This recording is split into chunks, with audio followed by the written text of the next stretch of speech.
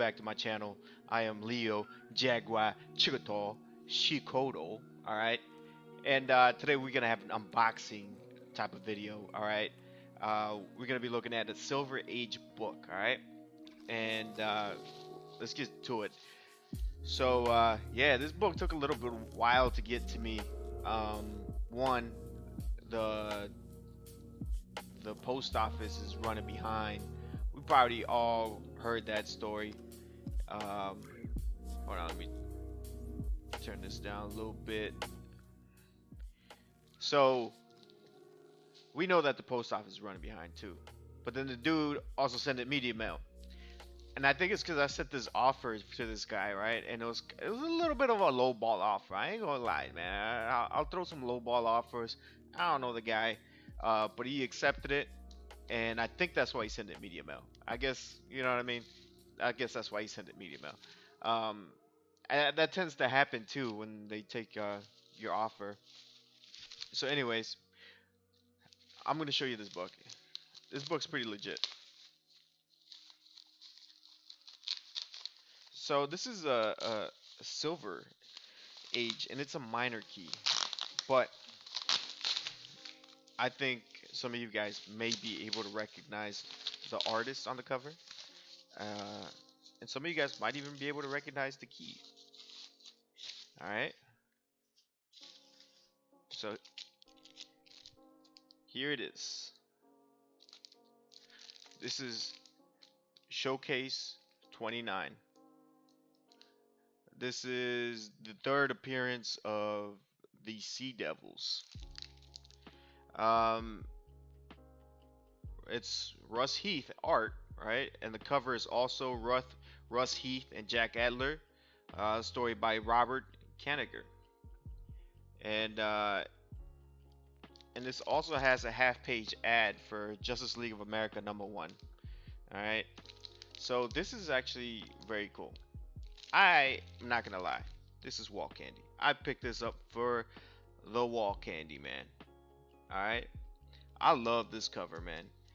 And I like these old timey covers, and I had to look it up. Russ Heath, what a gray tone cover was, and it was a special technique that they use to make the cover, the drawing, look like it's painted. All right, and I absolutely love it. A lot of these showcase do have them. Some of the ones that come to mind is this one, 28. This is 29, so yeah, 27, 28, and 29, which is respectively the first appearances of the Sea Devils. And also, number 3 is also a cool one, which is it's called the Frogmen or something. So I really enjoy this type of art. So, and this is a 5.5, so not bad. This is from 1960. This is still a tent center. All right. So yeah, that's my book, man. I freaking love it. So we're gonna go ahead and actually do a deep dive into this key issue as well, because I want to show you guys what it's about. Because I didn't even explain who the Sea Devils are. The Sea Devils are like these team of divers that go on adventures. They don't have superpowers. They're just divers, right? And they always end up like with going into the weirdest things. They always end up fighting the weirdest. They're kind of like underwater Tomb Raiders. You know what I mean? They're treasure hunters a little bit. I think it's cool. You see them reappear in Aquaman. I've seen them as recently as in the Rebirth series. I would believe it would be like issue somewhere in the teens where they make an appearance. As a matter of fact, they were in the giant size Aquaman called Deep Dives, the Walmart giant size one. There was actually a story in there of them where they're kind of known as eco-terrorists. So the modern ones, they're kind of based off of like in the service. They're veterans. I think one of them was like a Navy SEAL, and they kind of like they're kind of like do-gooders. They're kind of believe in the environment. They're always going like against whale hunters and corporations that spill their toxic waste into the into the ocean and stuff. So they have a lot of interesting stories. And the last I heard in deep dives was they got hired by Atlantis. So Aquaman's like, hey, you come work for me, and you are granted diplomatic immunity. So that's the last I've heard of them. All right, and that was like just this year. So let's check out. Let's dive. Let's dive deep into this story. All right. So I'm gonna change my screen right here. Oh, not that one. This one. All right. So this is the cover. You just guys saw that. And it says, "Is this the last dive of the Sea Devils?" And I love this cover, man. I just absolutely love it. It's just so dynamic, and the colors, the shading, all around here. I just absolutely love this cover. All right. So we're gonna flip over if it lets me. There you go. So we go into the first one. It's kind of a premonition of what's going to happen and stuff. The last dive of the Sea Devils. Um, so they are on a boat. Here's the team, right? It's Julia, Dane. I think this guy's name's Biff, and then there's a little kid. There's always gotta be a little kid, man. Always, it's like he's like the Robin, or like, you know what I mean. Anyways, they run into the ship that's been impaled by like a giant trident, right? And of course, they're all curious as to what's going on here. They call in the Coast Guard. Hey, man, be ready to, send a sub over here, because I guess they got that much clout with the Coast Guard. And then, but then again, the Coast Guard's probably like, hey, we ain't got shit else to do, so why not, right? And so, anyways, once they call the Coast Guard, they go on ahead and do a dive, right? And they go down, they go to the ship, and then they find like this circle thing right here. And so they get near it, and they notice that like the mechanics are like the instruments are like giant working mechanisms. The knobs are like for giants and stuff. And then the screen is able to come in. They hear like a bunch of like languages speaking it to them, so they're just waiting for it, right? They're just waiting for it to see what to make sense, and then all of a sudden it speaks in English, and it's a recording of what happened, right? It's kind of a warning saying, so this is from the planet of Venus, right? and and there was this guy, named Horo, who was trying to take over and stuff. So we banished him and his horse. We banished them into a satellite. And if you're hearing this, that means he landed on your planet. So you need to figure out how to GTFO. You know what I'm saying? So I thought that was kind of cool. And I always thought like Venus was kind of interesting because we know so little about Venus. We know it's hot.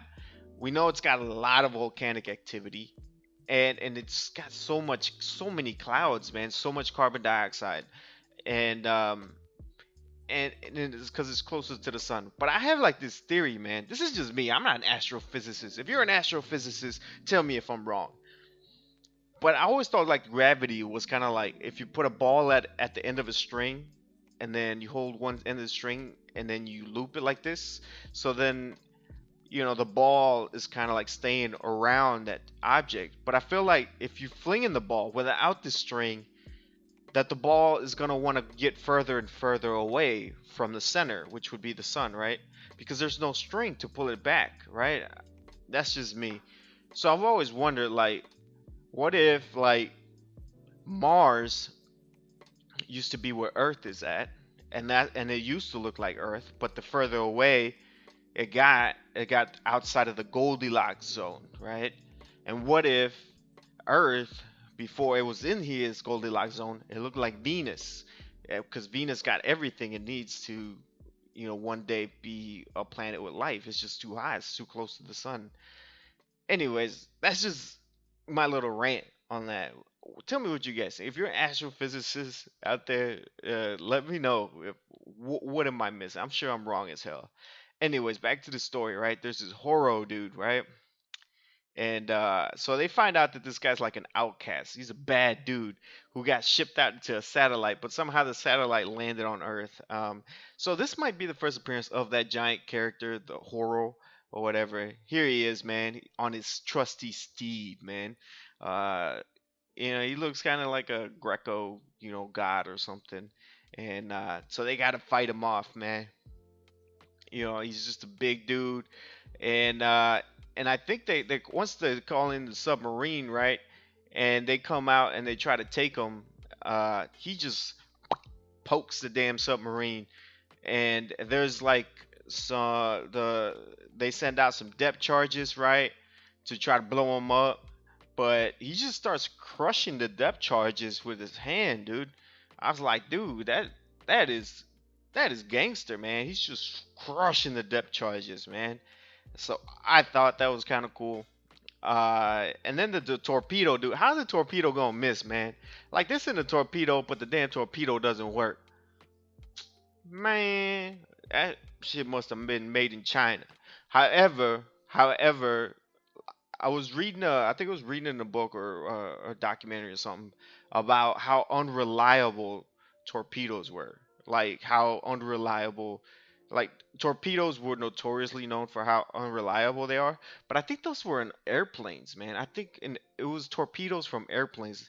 Yeah, because it was the American torpedo bombers, the airplanes that were incredibly inaccurate, but it was actually the dive bombers who did the most damage. So, anyways, so these guys, he gets the bright idea here, Mr. Dane here, the leader of the pack, that hey, we're gonna push this, we're gonna propel this thing towards the dude, right? It's pretty much suicide. However, it works. The guy gets blown up into smithereens, man.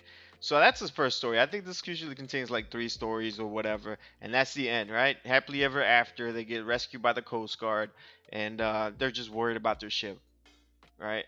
Um, and this is a little cool thing that I like that they included in these showcase with at least the ones with the Sea Devils, is that they had like this one page little story or like an ode to old divers, right? And this one's has to do with like deep divers from, yeah, from Alexander the Great's time, right? And supposedly Alexander the Great, I'm not familiar with these stories, but Alexander the Great's fleet was held off by some underwater divers, right? And this is kind of like an ode to the frogmen, right? The guys I was talking about, like the real life special forces guys who were like combat divers, pretty much. And and I think that's pretty cool. I think like a lot of this stuff was really inspired by that, by combat divers, by the frogmen, and I was actually like watching a documentary on this, and I think it's freaking amazing what these guys do. Um, and there's like a lot of science that goes into like diving and stuff like that. The whole gases, the body, the anatomy, how it reacts to the different mixtures of gases and stuff. I think that's really cool. And the way that, back in the day they had divers that could do that, like underwater guys who just dive in and start like messing with the fleet, the anchors, cutting anchors and stuff like that. I think that's pretty cool. So we're not gonna do the third story, but you guys already see that's pretty legit, man. So let's sit with the story, man. I'm really excited to show you guys this book, man. I really love this, and this is. Let me change my screen here so you guys can check that out. Right there. This is a beautiful cover, man. Sea Devils, and this is Showcase 29 again. Again, Showcase 29. Showcase 22 is the first appearance of Hal Jordan. 23rd, second. So when this came out, those books were on the shelf probably, or probably on the spinner rack. You know what I mean? That's crazy to think that that stuff was. You know what I mean? That these books were like on this side by side. You know what I mean? So I really love this cover, and I'm glad I got it for the price that I did as well. So yeah, with that being said, that's it. That's my unboxing and my deep dive for the box, for the key that I unboxed. All right. So I hope you guys enjoyed it. If you did, don't forget to hit like on the way out. And I appreciate you for tuning into my channel. And you guys stay tuned because I got a few more of these Silver Age Keys book coming in. So you guys stay tuned for when I unbox those. And possibly, maybe do a deep dive. What do you guys think? All right. So see you guys next time on Jaguar Chikadol.